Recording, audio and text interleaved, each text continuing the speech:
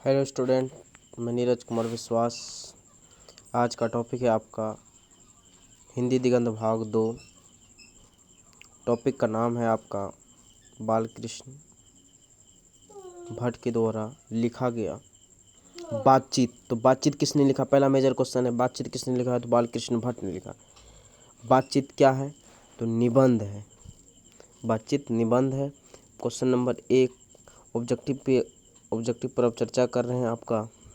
तो कर बालकृष्ण भट्ट किस काल के कवि थे? बालकृष्ण भट्ट जो है आपका वह आधुनिक काल के कवि थे। किस काल के? आधुनिक काल के। ऑप्शन नंबर सी यहाँ पर आपका सही आंसर दिखाई पड़ रहा है। अगर आगे बात करें बातचीत के माध्यम से बालकृष्ण भट्ट क्या बतलाना चाहते हैं? तो बातचीत के माध्यम से बालकृष्ण भट्ट बतलाना चाहते हैं बातचीत करने की शैली। ऑप्शन नंबर बी, सबसे उत्तम बातचीत कितने आदमियों के बीच हो सकता है? 2 आदमियों के बीच हो सकता है, ये ध्यान रखना है। आगे अगर हम बात करें क्वेश्चन नंबर 3, बालकृष्ण भट्ट का जो है आपका निवास स्थान, बालकृष्ण भट्ट का निवास स्थान यानी कि बालकृष्ण भट्ट का जन्म कहाँ हुआ था? तो आपका Allahabad, Uttar Pradesh. Option number B आपका करेक्ट आंसर है। उसके बाद अगर हम बात करें बातचीत से मन किस प्रकार का होता है? बातचीत करने से मन क्या होता है? हल्का और स्वच्छ होता है। ऑप्शन नंबर बी यहाँ पर करेक्ट आंसर है। आगे अगर हम बात करें क्वेश्चन नंबर 5 कहता है बालकृष्ण भट्ट ने किस पत्रिका का संपादन किया? बालकृष्ण भट्ट ने किस पत्रिका का संपादन किया? तो वो आपका option number C Hindi Pradeep. कब किया था? तो 1877 में किया था। हिंदी प्रदीप की रचना कब किया था? 1877। कहने का मतलब 1844 में इसका जन्म हुआ। अगर आप 33 वर्ष इसको ऐड कर दीजिएगा तो आपका 33 वर्ष ऐड कर दीजिएगा तो 1877 वर्ष आ जाएगा। ठीक है, 1877 आ जाएगा। बातचीत शीर्षक निबंध की निबंधकार कौन है? Balkrishna Bhatt. Option number C यहाँ पर करेक्ट आंसर है। अगर हम आगे बात करें अगला क्वेश्चन पर, बातचीत किस विधा की रचना, माने बातचीत क्या है? बातचीत जो है वह क्या है? तो कहने का मतलब बातचीत निबंध है। निबंध बोलिए या ललित निबंध बोलिए, बात सेम है। कभी कभी ऑप्शन में ललित निबंध रहता है तो इसीलिए आपको ललित निबंध मारना है। उसके बाद एडिसन के अनुसार असल बातचीत कितने लोगों के बीच हो सकता है? तो एडिसन के अनुसार, एडिसन साहब कहते हैं कि असल बातचीत जो होता है, वह उत्तम बातचीत जो होता है वो हमेशा 2 व्यक्तियों के बीच होती है, क्योंकि एक व्यक्ति जो अपने विचारों को दूसरे व्यक्तियों के सामने प्रकट करता है। इसीलिए असल बातचीत सिर्फ कितने आदमियों में हो सकता है? तो 2 आदमियों में हो सकता है। यह बात किसने कहा?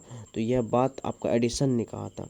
अगला क्वेश्चन है बालकृष्ण भट्ट हिंदी प्रदीप नामक मासिक पत्रिका जो उसका संपादन कब किया गया था? तो उसका संपादन जो एक बोले थे 1844 में जन्म हुआ था। इसमें 33 वर्ष ऐड कर दीजिए तो 1877 होगा। ऑप्शन नंबर सी यहाँ पर करेक्ट आंसर है। कहता है कौन सी रचना बालकृष्ण भट्ट की नहीं है? तो कछुआ, धर्म है, रेणुका है, उसके अंदर रेल का विकट खेल। कहता कौन सी रचना बालकृष्ण भट्ट की है? तो रेल का विकट खेल है। तो ऑप्शन नंबर यहाँ पर सी रेल का विकट खेल है। उसके बाद अगर हम बात करें क्वेश्चन नंबर 11 की अगर हम बात करें तो वह है बालकृष्ण भट्ट किस युग के निबंधकार हैं? बालकृष्ण भट्ट किस युग के निबंधकार हैं? तो वह जो है आपका हो जाएगा भारतेंदु युग के। किसका युग के? भारतेंदु युग, क्योंकि भारतेंदु से काफ़ी प्रभावित हुए हैं। अगर हम आगे बात करें कौन सी रचना बालकृष्ण भट्ट द्वारा रचित है? तो 100 आजान एक सुजान। 100 आजान एक सुजान किसके द्वारा रचित है? बालकृष्ण भट्ट के द्वारा रचित है। उसके बाद कहा जाता है इनमें से कौन सा उपन्यास बालकृष्ण 100 आजान एक सुजान। उसके बाद अगला क्वेश्चन है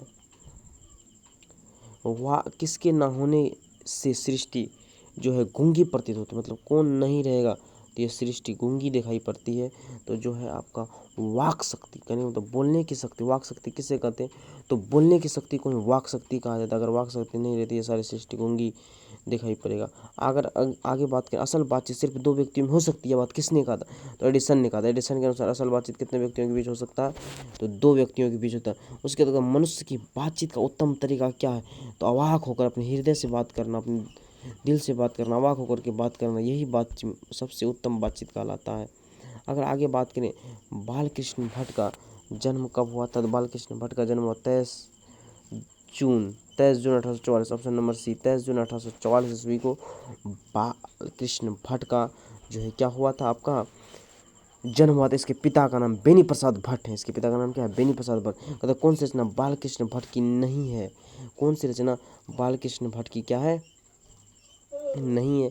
तो आपका हो जाएगा परीक्षा गुरु। परीक्षा गुरु आपको बालकृष्ण भट्ट की रचना नहीं है। आगे अगर हम बात करें